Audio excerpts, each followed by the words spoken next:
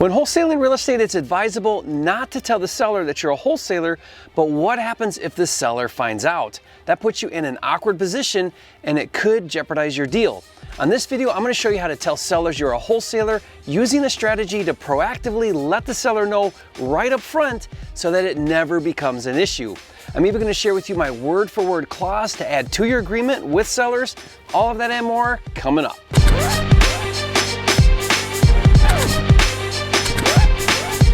For a limited time, you can get a free copy of Jerry Norton's Quick Start Kit with everything you need to flip your first house in 30 days or less. Download it now at myquickstartkit.com. If you're new here to this channel, I'm Jerry Norton with FlippingMastery.com, and this channel is all about ways to help you make money wholesaling and flipping real estate so you can live your dream life. Be sure to subscribe and turn on the bell notifications so you don't miss new videos. When wholesaling real estate, you execute a contract to purchase a property from a motivated seller, and then you assign your contract to another investor for a higher price than what you and the seller originally agreed to. Initially, as far as the seller knows, you are the buyer, which of course you are until you assign the contract. But the seller thinks you're the buyer and usually doesn't find out you're wholesaling the property to another investor until the day of closing. Now, it doesn't really matter at that point because the seller still gets what you promised in the contract and you have every right to assign your contract, but it can still create an awkward situation when the seller finds out another buyer paid more and you made the difference. Now, I did an entire video about why you should not tell the seller you're a wholesaler and how to handle this situation.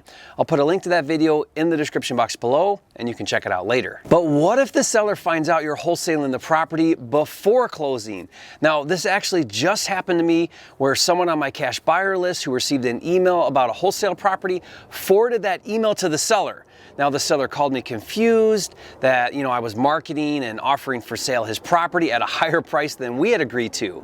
Now, I smoothed it over and I reassured him that I would perform according to the contract and he would get everything we agreed to and that he didn't need to worry. But wouldn't it be nice to avoid that confrontation altogether? Now, one way to do that is to properly position yourself to the seller by always referring to yourself as me and my investors and or partners.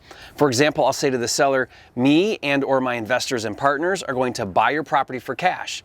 Or I'm going to need access to the property to show it to my investors and or partners. Investors or partners, of course, is referring to my cash buyers. Now, I found that this really helps the seller understand when a different person is at closing later as the buyer. I'll say that's one of my investors and or partners I told you about. But what I want to share with you on this video is something new that I recently learned from my good friend and fellow wholesaler, Tom Robinson, in the South Bend, Indiana market. He taught me an even better technique and he gave me permission to share this with you. By the way, Tom is doing some really cool stuff. Check him out at evergreenequityllc.com. Now, like me in the past, Tom had sellers find out he was wholesaling their property, get upset or offended or worried, and then he had to deal with it. So Tom decided to be proactive and address it head on right up front and actually disclose his intentions in writing right in his agreement with sellers. And as a result, it's eliminated the issue. What I'm about to share with you is brilliant, and I made some edits and I even added some additional language to make it even stronger. So thank you, Tom, and I'll be adding this clause to my contracts ASAP. Of course, before sharing this with you, I have to tell you that I am not a lawyer and it is in your best interest before doing any real estate to consult with legal representation in your market where you do deals. Okay, the clause is called buyer intent and reads as follows. Seller acknowledges buyer as an investor and engages in real estate with the intent to maximize profit. As such, seller acknowledges that buyer may utilize entities, investors, partnerships, joint ventures, and or assignments. Seller further gives buyer permission to market for sale property and or purchase and sale agreement privately and or publicly upon executed agreement and prior to the closing as set forth herein. Now, that's a mouthful. If you use this clause, it's not just about getting the seller to agree to it in writing. Make sure you go through this clause with the seller so they understand it clearly.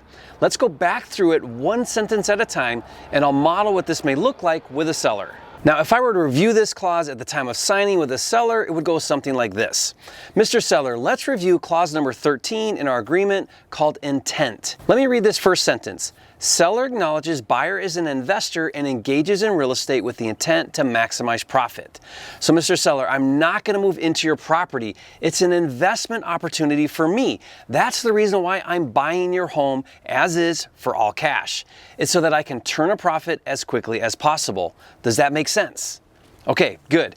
The next sentence says, as such, seller acknowledges that buyer may utilize entities, investors, partnerships, joint ventures, and/or assignments. What this means, Mr. Seller, is that either myself or other investors and/or partners I work with may implement different strategies to maximize the profit on this property. For example, me or my investors or partners may rent this property for cash flow or fix it up and flip it. At this point, I'm not sure yet. Do you have any questions about that? Okay, great. The last sentence in this clause says, seller further gives buyer permission to market for sale the property and/or purchase and sale agreement privately and/or publicly upon executed agreement and prior to the closing as set forth herein.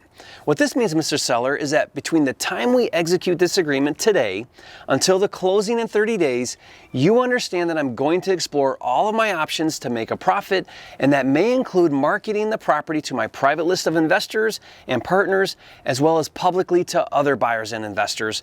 But regardless of what I do to maximize my profits, you will get everything we agreed upon today in this agreement. Does that make sense? Do you have any questions about that? Now, the point with adding this clause into your agreement and going over this clause with your seller is to make sure it's clear with the seller that you work with other investors and/or partners, aka cash buyers, and that you may decide to market the property for sale immediately, and to not be offended if and when they see you resell the property, aka wholesale it, for a profit. Now, what I love about this clause and reviewing it with the seller is it's always better to address concerns like this up front before they become a problem later. While on the topic of clauses, in your agreement there are two more clauses that are really important to add to your contract as well. The first is the access to property clause, which reads, if property is currently occupied, seller agrees to give buyer access to property with 24-hour notice. If property is currently vacant, seller agrees to give buyer unrestricted access via a contractor lockbox. With this clause, I'll explain to the seller that once we have an executed agreement, I'm going to need to have regular access to the property for contractors to get bids and for my investors or partners to see the property. Okay, the second clause is the closing company. As a wholesaler, it's really important that you close with a wholesaler-friendly closing company who understands how to do assignments. This clause reads, seller agrees to close with the title, escrow, and/or attorney of buyer's choice. Now, that allows you to choose the closing company, and it commits the seller in writing to use your closing company. By the way, if you'd like to use my agreement that I use with my private sellers, be sure to check out my deal management system called FLIPSTER. If you've never heard of FLIPSTER, it's an all-inclusive cloud-based platform to help you organize, streamline, and automate all of the steps to wholesaling and flipping houses, including my proven purchase and sale agreement that we discussed on this video. What's cool is you create it digitally and then email it directly to the seller for digital signatures, so you don't have to print and deal with paper copies or any of that. It saves everything for you and it keeps you really organized. And this is just one of dozens of time-saving tools. If you're into wholesaling and flipping, you owe it to yourself to check it out. To learn more and see it in action, just go to getflipster.com. Thanks for joining me on this video. If you plan on using this intent clause in your next deal, hit that like button and leave a comment and let me know. I'd love to hear from you.